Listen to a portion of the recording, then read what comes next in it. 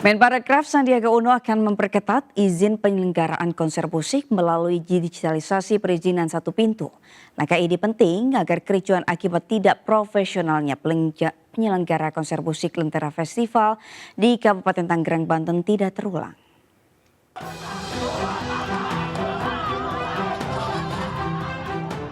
Konser musik Tangerang Lentera Festival di lapangan sepak bola Pasar Kemis Kabupaten Tangerang diwarnai kericuhan.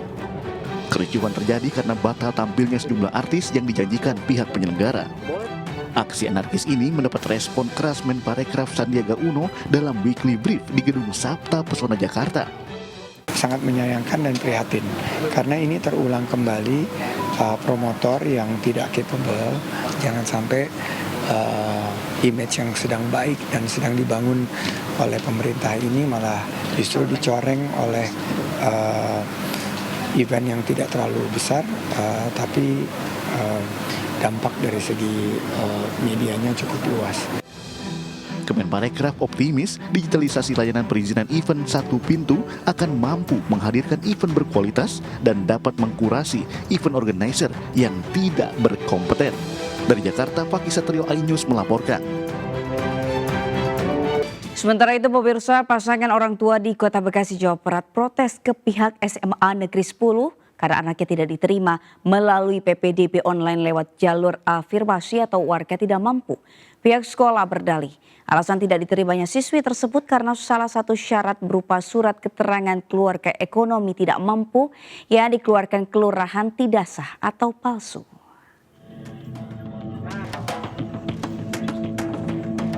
Triman Hadi Sutomo, warga Kelurahan Kaliabang Tengah, Kota Bekasi bersama istri dan anaknya mendatangi sekolah SMA Negeri 10 di kawasan Harapan Indah. Kedatangan Triman ke sekolah untuk mempertanyakan alasan tidak diterimanya anaknya oleh pihak sekolah. Kedatangan Triman yang juga didampingi pihak kelurahan diterima Wakil Kepala Sekolah Bidang Kesiswaan Eko Arianto. Dalam pertemuan ini sempat terjadi perdebatan terkait keabsahan surat keterangan keluarga tidak mampu antara pihak kelurahan dengan pihak sekolah. Pihak Triman mengaku surat keterangan tidak mampu adalah sah karena sudah diparaf oleh Lurah Kaliabang dan anggota 3 pilar. Ya kalau pertama ditolak kan katanya itunya palsu, dugaannya lah ya. Dugaannya palsu. Padahal sudah ada lurah, sudah ada ini, semua udah salah. Tapi itu masih pihak palsu. Nih sekarang saya lagi di sekolahan, masih mau pihak sekolah masih mau ketemu Pak Lurah, kata menyatakan bahwa ini asli kan gitu. Namun pihak sekolah bersikeras tidak mengakui keabsahan surat tersebut dan berjanji akan menelusuri apakah benar surat tersebut dikeluarkan dari kelurahan.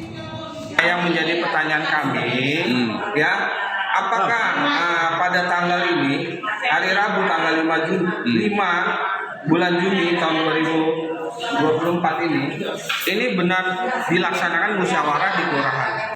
Hampir setiap tahun terjadi polemik PPDB penerimaan siswa-siswi. Pemerintah diharapkan bisa menyelesaikan kisru PPDB agar tidak berkepanjangan. Dari Bekasi, Jawa Barat, Rahmat Hidayat, iNews melaporkan. Pemirsa, volume timbunan sampah di Kota Yogyakarta kian memprihatinkan pasca penutupan tempat pengelolaan sampah Piungan. Akibatnya tumpukan sampah menggunung terjadi di sejumlah depo serta bertampak maraknya pembuangan sampah liar di tepi jalan.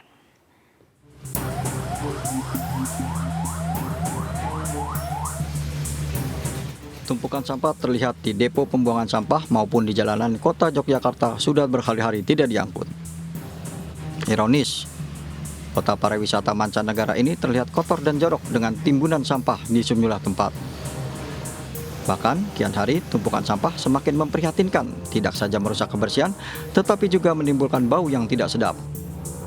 Sampah di Kota Yogyakarta sudah menjadi masalah akut sejak tempat pengelolaan sampah terpadu Piungan ditutup pada bulan Mei lalu, sehingga Pemkab Yogyakarta tidak memiliki lokasi pembuangan akhir sampah.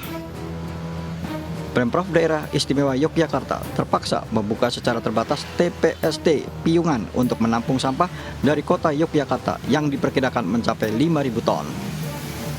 Sebetulnya timbulan sampah itu berapa? Banyak kaget. Ternyata timbulan sampah di kota aja ya, Pak? Di kota saja. Itu tidak hanya satu 1 ton, 2 ton, 1.000 ton, tapi ada 5.000 sekian ton yang sekarang ada di kota. Yang sekarang loh, bukan tadi Panjenengan sampaikan besok kalau libur gimana loh ya. Nah ini kan saya sampaikan, ini darurat. Pemprov Daerah Istimewa Yogyakarta mendesak Pemkot Yogyakarta serius mempercepat pembangunan peningkatan kapasitas tempat pengolahan sampah reduce, reuse, dan recycle TPS 3R untuk menangani masalah sampah. Meski kota Yogyakarta mengalami darurat sampah, Pemprov Daerah Istimewa Yogyakarta tetap konsisten menerapkan program desentralisasi sampah. Dari Yogyakarta, Heru Trijoko, iNews melaporkan.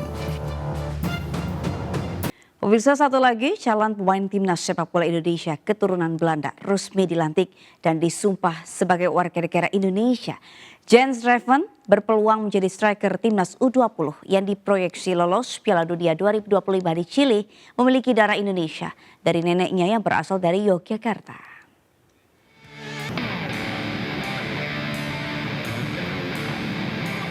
Kepala Kantor Wilayah Hukum dan HAM Andika Dwi Prasetya memimpin langsung pengucapan janji dan sumpah Jens Reven, calon pemain sepak bola timnas Indonesia sebagai warga negara Indonesia bersama dengan 4 warga negara lainnya. Pengambilan sumpah warga negara ini disaksikan sejumlah pengurus PSSI dan juga pemuka agama masing-masing pewarganegaraan. Yang Maha Esa, saya berjanji. Setelah pengucapan sumpah warga negara, Jens Reven langsung menjalani sesi foto, sidik jari, dan tanda tangan untuk mendapatkan kartu tanda pengenal atau KTP. Hari ini yang bersangkutan telah kami fasilitasi untuk melaksanakan perintah undang-undang, yaitu mengangkat sumpah dan janji setia. Dan mulai hari ini yang bersangkutan adalah sah menjadi seorang warga negara Republik Indonesia. Ini kan kita belum, Jens juga kan yang pasti dia main di U20 kan. Jadi ya kita tunggu di U20-nya. Untuk di timnas senior kita belum lihat, nanti kita lihat bagaimana. Tergantung pelatih Sintayong. Tapi kalau di U20 udah pasti juara. Apanya? Orang yang akan ditarik untuk naturalisasi dari PSSI. Tunggu aja. Nyari kan susah. Dan belum tentu juga cocok. Setelah melewati tahapan naturalisasi, Jens Reven berpeluang menjadi striker timnas Indonesia U20 yang diproyeksi lolos ke Piala Dunia 2025 di Chili. Pemain kelahiran Belanda 12 Oktober 2005 ini memiliki darah Indonesia dari neneknya yang berasal dari Yogyakarta. Dari Jakarta, Rio Manik, iNews melaporkan.